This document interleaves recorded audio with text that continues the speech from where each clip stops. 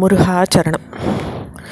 நம்ம முருகப்பெருமானுடைய அவதாரத்தையும் முருகப்பெருமானுடைய தங்க மணிகளான கிண்கிணியினுடைய கல்கள் ஓசை 14 உலகங்களையும் பரவறதையும் போன ஆடியோவில் பார்த்தோம்.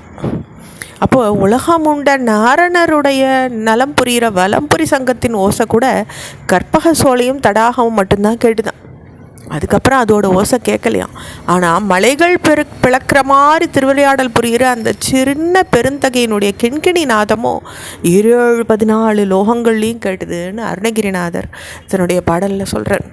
மண்கமழ் உந்தி திருமால் வலம்புரி ஓசையந்த விண்கமழ் சோலையும் வாவியும் கேட்டது வேலெடுத்து தின்கிரி சிந்த விளையாடும் பிள்ளை திருவரையர் கிங்கிணி ஓசை 14 உலகமும் கேட்டதுவே அப்படின்னு அவருடைய பாடல் இதை விவரித்து சொல்கிறது. அதே மாதிரி கந்தக்கடவுள் மன்றங்கள்லேயும் குன்றங்கள்லேயும் உலாவ ஆரம்பித்தார். சோலைகள், ஆறுகள், கடல்கள், தடாகங்கள் தோறும் போய் உலாவின்றிருப்பார்.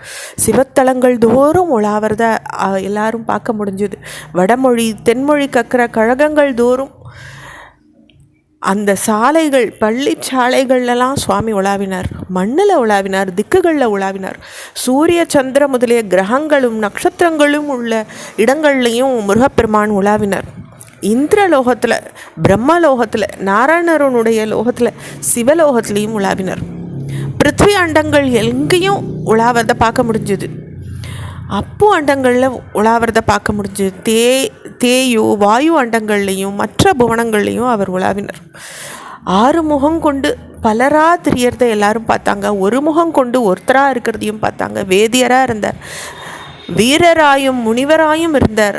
திருவடிகளில் நடந்து போனார். குதிரை, யானை, யாழி, தேர், விமானம் இது மேலேயும் ஏறிண்டு சுவாமி வலம் வரதை பார்க்க முடிஞ்சுது. மேகத்தின் மேலேயும் போவார், மணியோசை யோடையும் இருப்பார், வீணை வாசிச்சுன்னு இருப்பார், குழல் ஊதுவார், கல்லையும் கனிய வைக்கிற இசையை பாடுவார்.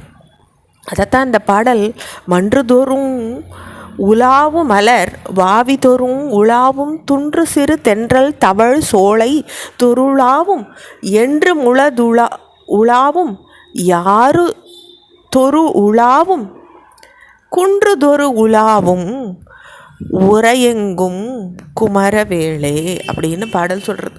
இப்படியா கந்தக்கடவுளுடைய திருவிளையாடல்கள் நாள்தோறும் பெருகின்றே வந்தது.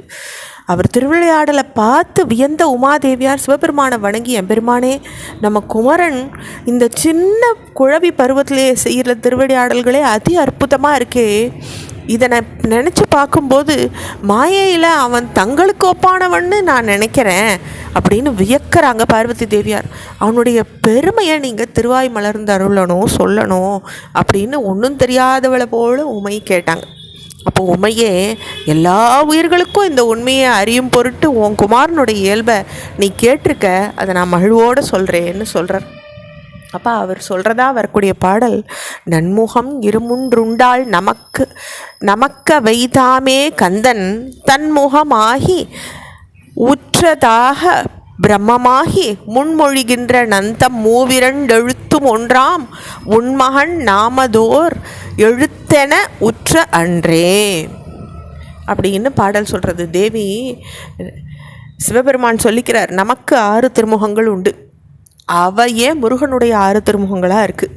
ஓம்ன்ற குடில உடைய நம்முடைய மந்திரமே 6 எழுத்தும் ஓம் மகனுடைய சடாட்சர மந்திரமாக இருக்குது. சரவண பவ. சன்ற வார்த்தை மங்களத்தை குறிக்கக்கூடியது, ரான்றது ஒளியை குறிக்கக்கூடியதாக இருக்குது, கொடையை குறிக்கக்கூடியதாகவும் இருக்குது. வேன்றது சாத்வீகத்தை குறிக்கக்கூடியதாக இருக்குது. நான்றது போர், அவுணர்களை ஜெயிக்க போர் புரிகிற அவனுடைய தன்மையை குறிக்கக்கூடியது. ந பவ அப்படின்னு இவற்றோடு தோன்றினவன் அப்படின்னு முடியறதுன்னு அவருடைய நாமத்துக்கு சிவபெருமான் விஸ்தீரணையே சொல்கிறார். கந்தக்கடவுள் நம்ம சக்தி தான், அவனுக்கும் நமக்கும் வேற்றுமை இல்லை. சிவபெருமானுக்கும் கந்தக்கடவுளுக்கும் வேற்றுமை இல்லை. அவன் நம்ம போல யாண்டும் நீக்கமர நிறைஞ்சிருக்கான். அவன் பாலம் போல தோன்றினாலும் எல்லாவற்றையும் உணர்ந்த முற்றினவன் அவன். தன் அன்போடு வழிபடுறவாளுக்கு செல்வத்தையும் ஞானத்தையும் முக்தியையும் கொடுக்க வல்லவன்னு சிவபெருமான் சொல்லி மலர்ந்த அருளற தொடர்ச்சியை அடுத்த பகுதியில் பார்க்கலாம். முருகாச்சரணம்.